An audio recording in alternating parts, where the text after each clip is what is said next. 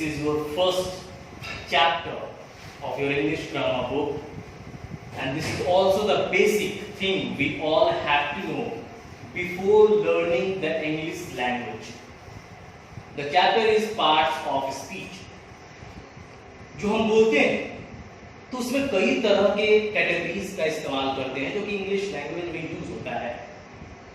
Parts of speech are the basic type of words that English has. Parts of speech में होता क्या है, तो जो अलग अलग चीजें हम लोग लिखते समय बोलते समय यूज करते हैं वो हमें पार्ट्स ऑफ स्पीच के अंतर्गत मिलता है और हम इसके अंतर्गत पढ़ते हैं और उसे जानते हैं. पार्ट्स ऑफ स्पीच को 8 कैटेगरीज में डिवाइड किया गया है. ओके नाउ, सो हम लोग वन बाय वन जो भी 8 पार्ट्स ऑफ स्पीच हैं उसे पढ़ेंगे. एक बार मैं नाम सबका बता देता हूं. Noun, pronoun, verb, adjective, adverb, preposition, conjunction, interjection. One by one हम उसे पढ़ेंगे और आप समझिए कि कैसे पार्ट्स ऑफ स्पीच अलग अलग होते हैं, उसका इस्तेमाल कैसे होता है, उसे पहचानेंगे कैसे. ये सबसे बेसिक चैप्टर है तो हमें बहुत ही गौर से पढ़ना होगा इसे, क्योंकि इसके बाद इन चीजों को और डेप्थ में और गहराई में हम लोग समझेंगे. सबसे पहला जो आता है वो है नाउन, जिसे हिंदी में हम लोग कहते हैं संख्या. नाउन क्या है? तो अ पर्सन, प्लेस, थिंग और आइडिया. किसी भी व्यक्ति का नाम, जगह का नाम, चीज का नाम, आइडिया, ये सब क्या है? नाउन होता है. एग्जांपल में dog, work, music, town, London, teacher, John. किसी भी चीज के नाम को संज्ञा कहते हैं अगर आसान से शब्दों में, आसान सी भाषा में हम लोग समझे. तो नाउन क्या है? Noun is a name of anything. किसी भी चीज के नाम को नाउन कहते हैं. ये पहला हमारा पार्ट्स ऑफ स्पीच है. बढ़ते हैं दूसरे की तरफ, प्रोनाउन. तो प्रोनाउन जैसा कि नाम से ही है, pronoun stands in for a noun. Noun के जगह पे इस्तेमाल होने वाले शब्दों को प्रोनाउन कहते हैं. अब जैसे देखिए, मैं बाजार जाऊंगा और वहां से सामान खरीदूंगा. वहां पर अब ये जो चीजें यूज हो रही हैं नाउन के जगह पे, वो प्रोनाउन कहलाती हैं. जैसे you, he, she, we, they, your. Ram बाजार गया, वो बाजार से आम खरीदेगा, तो वह इस्तेमाल हुआ. जैसे वहां पर हम लोगों ने इस्तेमाल किया, वह इस्तेमाल किया, तो ये क्या हुआ? नाउन के जगह पे, राम के जगह पे हो रहा है.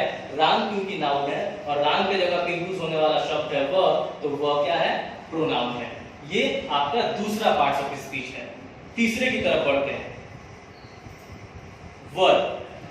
वर्ब क्या है? Verb is a doing word. काम करने वाला जो भी शब्द होता है वो वर्ब होता है. एक्शन और स्टेट ऑफ बीइंग. जैसे रीड, पढ़ना, ये पढ़ने का काम हुआ. डांस, नाचना, नाचने का काम हुआ. वर्क, काम करना, ये एक काम हुआ. सिंग, कैन, मस्ट, हैव. तो जो भी काम दर्शाता है वो वर्ब की श्रेणी में आता है. ये आपका तीसरा पार्ट ऑफ स्पीच हुआ. चौथा है एडजेक्टिव. एडजेक्टिव को कहते हैं हिंदी में विशेषण. क्वालिफाई अ नाउन और अ प्रोनाउन. जो एडजेक्टिव्स होते हैं वो क्या करते हैं? नाउन या प्रोनाउन को क्वालिफाई करते हैं, उसको और भी ज्यादा उसकी विशेषता बताते हैं. जैसे हॉर्स, अगर हॉर्स की बात करते हैं तो हॉर्स नाउन है. मस्कुलर हॉर्स या स्ट्रॉन्ग हॉर्स, तो ये स्ट्रॉन्ग मस्कुलर हॉर्स की विशेषता बता रहा है. हॉर्स कैसा है, घोड़ा कैसा है, उसके गुण को बता रहे हैं. तो जब गुण बताएगा कोई, संज्ञा या सर्वनाम का गुण बताएगा, तो उसे हम लोग कहते हैं एडजेक्टिव यानी कि विशेषण. ये आपका चौथा पार्ट ऑफ स्पीच हुआ. पांचवें की तरफ बढ़ते हैं, एडवर्ब. इसमें वर्ब भी है, एड भी है. तो इसका मतलब क्या हुआ? ये वर्ब एडजेक्टिव या दूसरे एडवर्ब की क्वालिटी बताएगा. एडजेक्टिव भी क्वालिटी बताता है, एडवर्ब भी क्वालिटी बताता है, लेकिन एडवर्ब का हिंदी होता है क्रिया विशेषण, जो क्रिया की विशेषता बताए. और यहाँ पे ये विशेषण की भी विशेषता बताएगा या दूसरे क्रिया विशेषण की भी विशेषता बताएगा, तो उसे एडवर्ब कहते हैं.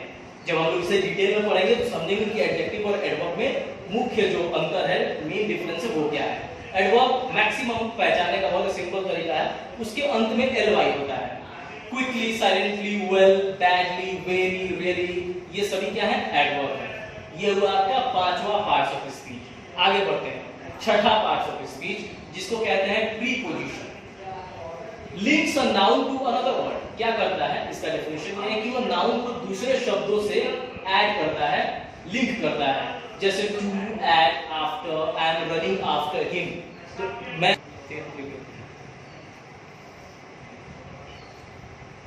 प्रीपोजिशन, तो प्रीपोजिशन क्या है, links a noun to another word, noun को दूसरे शब्दों के साथ लिंक करता है, ऐड करता है। जैसे to, at, after, on, before, around, over, of, in, for, with, from के बहुत सारे प्रीपोजिशन होते हैं। एक एग्जांपल अगर हम समझेंगे तो we are running after him, हम लोग उसके पीछे दौड़ रहे हैं, तो वी और हिम को लिंक कर रहा है कौन सा शब्द, प्रीपोजिशन, उसको प्रीपोजिशन कहते हैं। ये हुआ आपका छठा पार्ट्स ऑफ स्पीच। सातवें पार्ट्स ऑफ स्पीच की ओर बढ़ते हैं, वो है कंजंक्शन। कंजंक्शन को हम लोग कहते हैं संबंध बोधक, ठीक है, join words, clauses and sentences. क्या करता है, वर्ड्स, क्लॉजेस या सेंटेंसेस को जोड़ता है, इसका काम है जोड़ना। जैसे एंड, बट, व्हेन, और, however, although, nevertheless, therefore, yet, so, ये सब वर्ड्स क्या करता है, ये दूसरे शब्दों को जोड़ता है। हम लोग अभी बस इसका एक इंट्रोडक्शन ले रहे हैं, जब हम इसमें डिटेल में पढ़ेंगे तो इसके और भी यूज को समझेंगे। अभी बस आपको थोड़ा थोड़ा सब में समझना है, एक परिचय करना है सारे शब्दों से। तो ये हुआ आपका कंजंक्शन। और जो आखिरी है वो है इंटरजेक्शन, विस्मयादि बोधक। तो जब हम किसी चीज को देख के एक्साइटेड होते हैं या दुखी होते हैं, खुश होते हैं, तो वहां पे इंटरजेक्शन शब्दों का, इंटरजेक्शन मार्क का भी इस्तेमाल करते हैं। जैसे ये देखिए, इसको कहते हैं साइन ऑफ एक्सक्लेमेशन, ठीक है, उल्टी आई। तो ये आपका इंटरजेक्शन हुआ। जैसे ओ, आउच, हुर्रे, हम लोग कहते हैं hurray we have won the match, तो एक्साइटेड होते हैं। ओ जब हमें कोई दुखी होते हैं, आउच जब दर्द होता है, तो ये जो शब्दों का इस्तेमाल करते हैं तो वो इंटरजेक्शन के अंतर्गत आता है। तो ये हमारे 8 पार्ट्स ऑफ स्पीच है, noun, pronoun, adjective, verb, adverb, preposition, conjunction और इंटरजेक्शन। आपके बुक में ये दिया हुआ है, आप इसे बार-बार पढ़ें, समझें, और जो भी प्रॉब्लम हो हमसे पूछें, हम आपको और भी क्लियर करेंगे। और जब हम इसके बारे में डिटेल से पढ़ेंगे तो सारी चीजें एक बार फिर से विस्तार से जानेंगे। That's all for now. Thank you.